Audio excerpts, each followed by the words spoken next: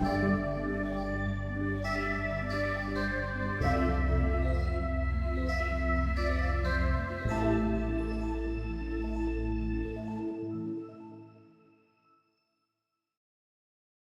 hello. Hey. This is Biweeklycast. Your hosts are still the same. They are still here. I'm Dima Malenko, engineer at Meta. I'm Slava, the CEO at Savvy LED Solutions, and we'll talk about ambiguity today. Yeah, that's right. I think that there are unique challenges posed by ambiguity when we start bigger projects. And the definition of ambiguity I want to go with is the situations where there is an opportunity of having multiple interpretations for the same thing. And I think that's in the crux of the matter and why it makes things challenging when we start new projects. May I have one clarification question regarding your definition? What would be, in your understanding, the difference between ambiguity and meaningfulness? Ambiguity and meaningfulness. In the spirit of us sticking to definitions, I would probably ask for definition of meaningfulness. It's a state of being full of meanings? That's a good question. I think maybe the difference would be, well, naturally it's different. Right? One is ambiguity, one is meaningfulness, would be that in ambiguous situations, there are different ways of finding meaning in what we are about to do.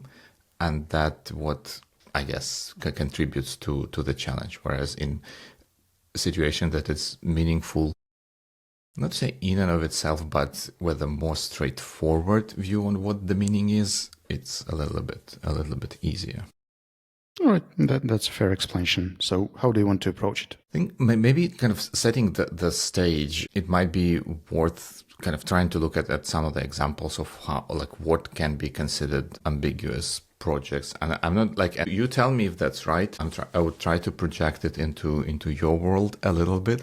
So you are CEO of L&D Solutions company. So you develop like training materials and training courses all the time, and you use them to help other people kind of learn and grow and stuff like that. And every once in a while it would embark on, I imagine, like you stop me when I project incorrectly, you would develop new courses. And at some point that there might be a possibility that you want to cover some new topic you never covered before, but also you might have as a company, let's say, an idea for a new different format for how to deliver trainings. And when you embark on a project, you may want to try to do both, kind of cover the new topic and also try to employ a new method for that. And that would be a situation which creates a lot of ambiguity, I think, because you would have multiple different parts in the motion, and depending on how you look at them, you can interpret them differently. Or we are making a progress in testing our new methodology, or we are moving forward and trying to cover the new topic.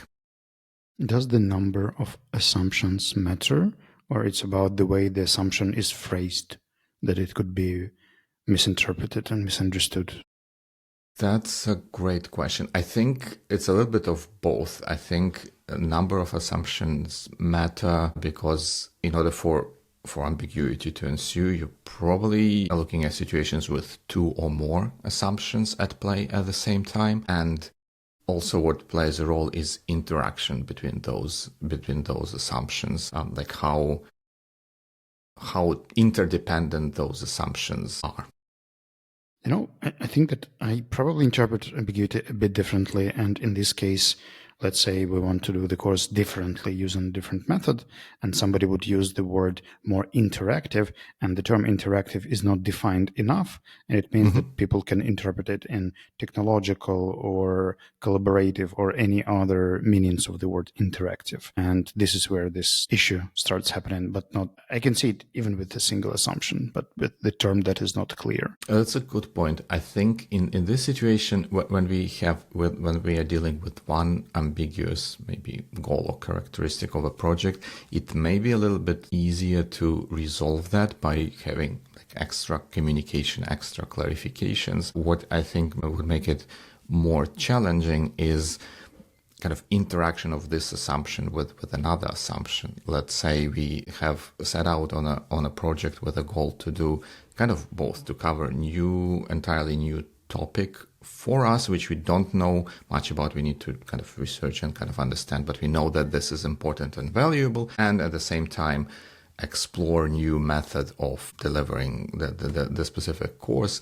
And then as we progress, there are two directions in which we can encounter unknowns, the topic itself or the method. And we need to understand what is more, let's say, important and what we are driving at. Because at times when we need to figure out what's about the method, we might not say neglect, but compromise on the theme exploration, whereas and vice versa. Like when we do go deeper in the theme and want to try to do more to cover the specific topic better, we might not want to do that with the new method, because that's not the best possible way of going there. I feel kind of hard to relate, because when we launch projects these days, we put some success criteria in the beginning, and they're usually the place where we go when we need to prioritize stuff. We just look at the list of success criteria for this course, for instance, and then we can say, like, what gets us there faster, like the right topic or the proper method. And then it's kind of easier. But just 1 year ago, when we didn't use this approach, I can totally see how multiple goals could mislead people, and somebody would be working on one side, somebody would be working on the other one, and then like the bridge in Dnipro that doesn't meet.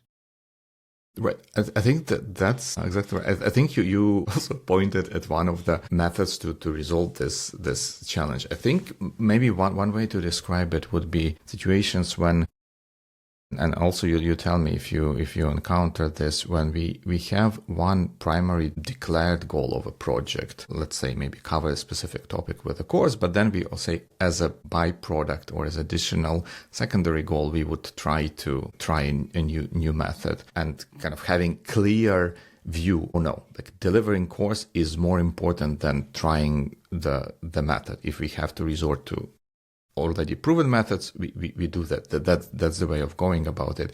And when we don't do that explicitly, there can be situations where we kind of endlessly muse between the two things, because in one discussions, when we discuss what's the best way to apply this new method, or like what's the most interesting results we can drive with it, we can step away from the goal of just delivering the course. And if we are not clear and strict about, no, that's the secondary goal, secondary objective. If we are not achieving our primary one, we kind of abandon. That makes a lot of sense to me. And I also think that this is connected to this whole notion of, is it called design thinking? Remember where we first start with exploring and defining the problem, and then based on the problem, exploring and defining solutions for those problems. This is kind of a setup that if it's omitted, that can lead to ambiguity that we just discussed. Like we would have an idea for a solution, like what we might do, like the method in this case, and then idea for a problem, which might be like a course for this specific topic. But we need to make an explicit connection between the two and say, oh, we focus on this problem and we work out the solution, which may or may not be that method that we envisioned. Or we say, this is what we are going to try, the new methodology for developing courseware, and let's find the topic that would be best suited for us to test out this new method. I think in this example, I would use the problem as the need of the learner, but not the course. The course itself is the primary solution, and then the method of the course is the secondary, like is the subcategory of how it's going to be shaped. But it's kind of hard for me to see how the course can be the issue section. The way I remember design thinking, their first stage is about empathy, that you basically have to feel your customer and feel the need, and then think how this need can be fulfilled. Like in my understanding, in this example, the course would be how. And then the method of the course is like how. Yeah, that's fair. I think maybe I've got a little bit too carried away with this analogy from a field I know not too much about. I think in engineering, there often can be situations when, as engineers, we have a neat idea about how to do some particular thing. And we want to try it out because it looks so promising. It says, oh, like if only we are able to do this thing, everything can be so much greater. And there we run into a situation a little bit where we have a solution in search of a problem. And we sometimes can make a leap and saying, oh, like whatever the problem we have, like coming from actual need and empathy and whatever else might be there, let's apply our kind of cute solution that we came up with to this kind of thing. And without explicitly resolving what we are aiming for, it can be difficult and challenging to make meaningful progress forward. Yeah, I think here an example could be creating a course without the needs analysis. When you just want to make a course about OKRs, like for whatever reason, you don't even know how it's going to be used. You don't know who is going to use it, but that's an amazing course for 25 lectures and a number of tests and a case and something else because it sounds fun. It's not. Right. And I think that brings us to another challenge of ambiguous situations, maybe with the courseware, and specifically talking about you who has a lot of experience in this field and knows what goes into successful development of a course. Maybe this is less applicable. Like maybe there is less ambiguity in those situations, or maybe not. But we can, when we start new things, we often have not too much information or kind of real world inputs to operate on. We start constructing kind of hypotheses and hypothetical scenarios about how things might go forward. And in absence of sufficient and detailed information, we just go by our assumptions, gut feels, and stuff like that, making it very, very difficult to decide and differentiate between hypothetical scenarios. And it may be that you talk with one people, they lean in one direction, and we portray the situation in one light with hypotheticals. We interpret it in one particular way. You talk to other people, they look at the same hypothesis from a slightly different perspective, maybe come with their own assumptions and look at this thing different. And then you, after those two meetings, you come and say, wait, where are we going? Because we can make arguments both ways, like to go this way or to go the opposite way or something along those lines. And kind of this is how ambiguity ensues. And important way of resolving that ambiguity is to take steps to get more information from the real world, like with what you mentioned, like defining OKRs and defining the audience and maybe testing with potential target audience that like, hey, would you be interested? What is the problem that's going to solve for you? And those initial steps or stages of design thinking with empathy and stuff like that. That makes a lot of sense. I think that in the situation of great uncertainty and lack of context, any action is very informative. And the more you act, the more data you get, the easier it is to actually reshape the goal. Some time ago, we had an illusion that our services are very needed in the EU and that we can easily offer something as Ukrainian consultants who survived during the invasion and know how to manage stuff. But it turned out that most of the EU have come back to offline learning while we are still in the online format, and nobody really needs online training that much. There is still a small market, but it's quite competitive. And voila, we're here. So getting any kind of feedback, any kind of actual live action that can get you the first experience is highly valuable. So it makes a lot of sense to me. Right, I agree. And this is a failure mode that I not rarely observe when we like muse from this to that, back and forth, without getting additional input from the real world. And like this really helps to navigate ambiguous situations. One other thing is that help, I think, in ambiguous situation when we have multiple interpretations for different things and cannot decide between them because we may have a tendency to use different frame of references to make judgments about things, is to, like, absent additional information, just take courage and say, we take this to be true. We develop everything else from there and we start moving with this assumption. And then when we encounter kind of real world information that might contradict our initial assumption, then we are going to reassess. We are not going to reassess when someone asks, hey, have you thought about that? Hopefully we have thought about that, but to avoid kind of those endless back and forth, we say we fix this point and we build everything else from there, and we'll start moving until we get substantial new information as an input. Kind of reminds me of the example from the Good Bad Strategy book that we discussed about the, I'm not sure, Moon or Mars landing, when they had to make the basic assumption what the surface there is without any data, and then just go from there.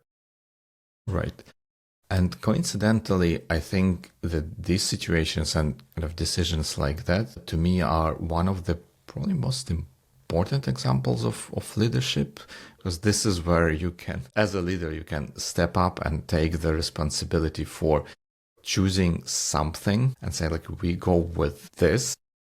To make it easier for everyone to kind of stop worrying about, are we making a right choice and stuff like that? No, like we not necessarily trust, but we have this person kind of shielding us from that ambiguity by setting the direction, and then we go and make progress, and most of the time we will get new useful information that will allow us to make greater strides towards the objective. So you mentioned a number of methods. Could you kind of sum them up or give them titles so it would be easier to recap? That was a good question. And you said a number of methods. I think in my way, they boil down to two points. First is avoid endless musings. If the first time you encounter that you're going in circles, when you like start with an assumption, make a derivation from that assumption, make another derivation from that conclusion, and then you come to a point where you start questioning initial assumption and start building a new loop of reasoning, which would have a tendency to never stop. Kind of recognize that, say stop, and explicitly say we need more, we need to test things, we need to get additional real world inputs rather than hypotheses and hypotheticals. So that's one method of like spotting the problem and solving the situation. Ask for real world input and feedback. So number one. And number two is that if similar in a similar way, another way to break that vicious cycle of endless hypothetization or something along those lines would be for someone to step up and say, no, we take this to be a fixed point of our thinking. We say, no, like in an example we discussed previously would be to say, between, say, covering a new topic and trying the best out of new particular method or technology, the most important thing for us is to deliver the project or to deliver the courseware, and go with that and kind of circle everything back to this decision, not allowing to that hypothetical back and forth ensue. And that first example about just miscommunication about the term is like a micro issue. You don't think it's something related to ambiguity? I would tend to think that this is a not necessarily micro issue, but rather kind of a simpler way of going about this. I think that the challenge in ambiguous situation, to me, from my point of view, is that loop where you can have localized discussions about kind of the bigger thing, where you're looking at a part of a big picture.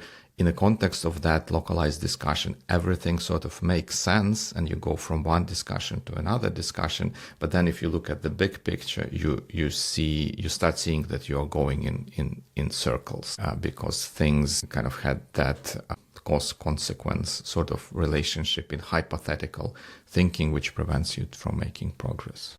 Can we try lending it to an example? And if, let's say, we have a cybersecurity company in Ukraine that is striving to help Ukrainian companies in the difficult situations they're facing, and they are beginners on the market. They don't have much data. They just see that there is an issue somewhere there on the market. They selected a niche of small and medium business. And they went to a few conferences. They tried pitching their ideas through the conferences. Didn't work.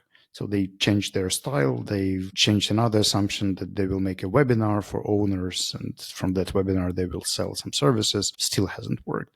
Then they make another assumption that they should partner and affiliate with some legal companies that can offer their services. They tried reaching out to them, couldn't get any contracts, didn't work. This is like a set of assumptions that just is not effective, or maybe they're just incompetent. Is it an example of ambiguity, or in this case, it's just lack of experience and competence, but not the conflict of meaning or theoretical prevarication? The way you put the question, like, is it the sign of incompetence or something, makes it a little bit difficult to answer it directly. I think, yes, this to me would be an example of ambiguous situation that we need to navigate. Would I call failure to navigate ambiguous situation effectively an incompetence? All right, let's skip the maybe judgment. in some situations. Could you, on this example, show how these two methods would work with getting real life experience and experiments and making the basic decision to? Right. So I think that's a great example that you put forward. So like we first start with assumptions. We want to target small and medium businesses, and we try to identify a problem we can solve, problem they are having, and we can solve for them. Then we have this definition of a solution. Then we start looking at the solution, and maybe we can start getting idea. Oh, this can be useful in those in some other situations, maybe with bigger clients. But then when you start thinking about the solution in context of a bigger clients, you see, that's missing this, and this piece because the bigger clients have different needs, and you start shifting. You make a step from SMB solutions for SMB. You start expanding that solution to work for big businesses. You start looking at the problems that big businesses have, and you say, like, the better problem to solve for them is something different. Let's look into that. And we kind of circle back to defining the problem, and we can go kind of hop back and forth between kind of problems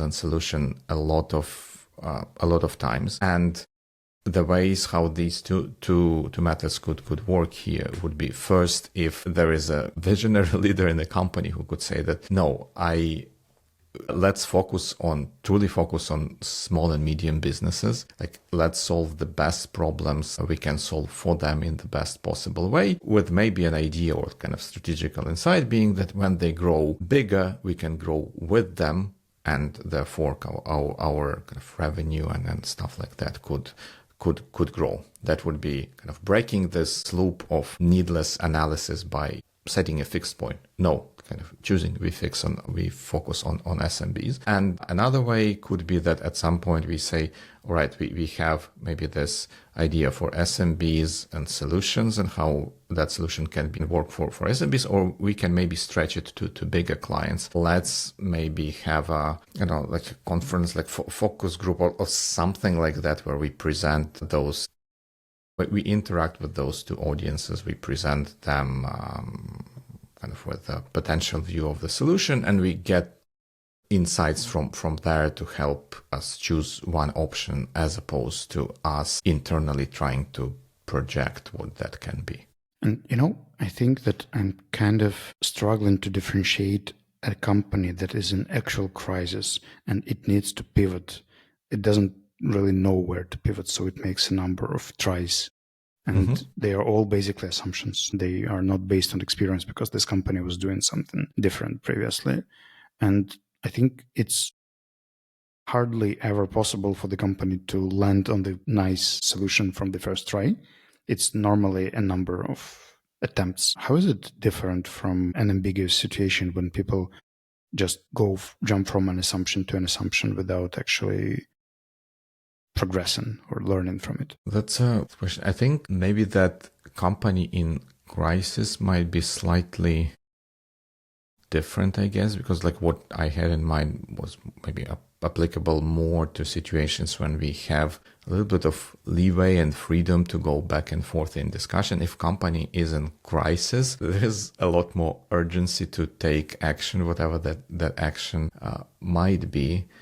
I think it's still sort of, I think the way to go about that in my mind would be to bring clarity to what we are doing. So if we consider ourselves to be, I don't know, like changers of the world, like solvers of a particular problem for a particular set of customers, and like we are like world leader, as it were, in doing that. But at the same time, we are in crisis, and we by and large need to save our company. Like first, removing that ambiguity that we are leaders versus company in crisis would help a lot. Like we say, we are company in crisis. Our goal is to survive, and therefore we prioritize things in this particular way. Like whatever fancy idea about taking the industry to the next level you might have, it's not necessarily our focus. Like if this can help company last a year instead of half a year, then maybe consider it. If not, then let's focus on what's important for us to survive. So for me, it means that if you have to build assumptions, try making them as measurable and realistic as possible, so you can know how to check them without building a few other assumptions in the process. And if you struggle to get the actual experience, or you don't have the data to start somewhere, there is basically just one blind guess you should take, the basic one, and then try getting experience from there. If you can't, then building this very long thought experiment with one thing depending on the other, like a very long conditional sentence. If this, then this, if this, then that, if that, then something else, is way harder to check than the first link, if this, then that. Yes, exactly. That would be like what you describe is it like with layering of assumption. You start with one assumption, you draw a conclusion, and then you add another assumption to that conclusion and build the next conclusion. The likelihood of that second layer, second level of conclusion being out of whack increases, and the higher you go up this chain with building hypotheticals, the less kind of true to life those conclusions have a tendency of being. The easier it is to challenge them as hypothetical scenarios by introducing like slightly different assumptions in this chain, causing this whole thing to not make any progress and being easily ruined and caught in endless discussion cycles. Fair enough. So maybe that would be it for these two ideas, right? With dealing with ambiguous situations with a lot of assumptions, try to seek, like, first catch the situations when you go in endless discussion loops around hypotheticals, and the ways out of that could be, again, depending on the situation, taking steps to get more feedback from the real world, or additional inputs from the real world, rather than like new hypotheses and new assumptions. And two, kind of breaking the loop by someone taking a stand and saying, no, we take this to be a kind of a fixed point of our considerations, and we move forward with this as the key assumption. We progress to executing rather than discussion. So if I could sum up this in two phrases, it would be, for me, the best way to close the knowing-doing gap is doing something. And the second one would be, in case you can't get any data, take a blind leap of faith and get some first experience anyway. Well, yes, I agree with both, with slight exception for the second one. I would probably take exception for the word blind and substitute it for educated guess. Face. Yeah, of course. That's a lot like you. Sounds good. Right. So those are the two takeaways from this ambiguous discussion, and I guess we'll see you in the next weeks. Hopefully good ones, whatever the word good means, and however ambiguous it is. Sounds good.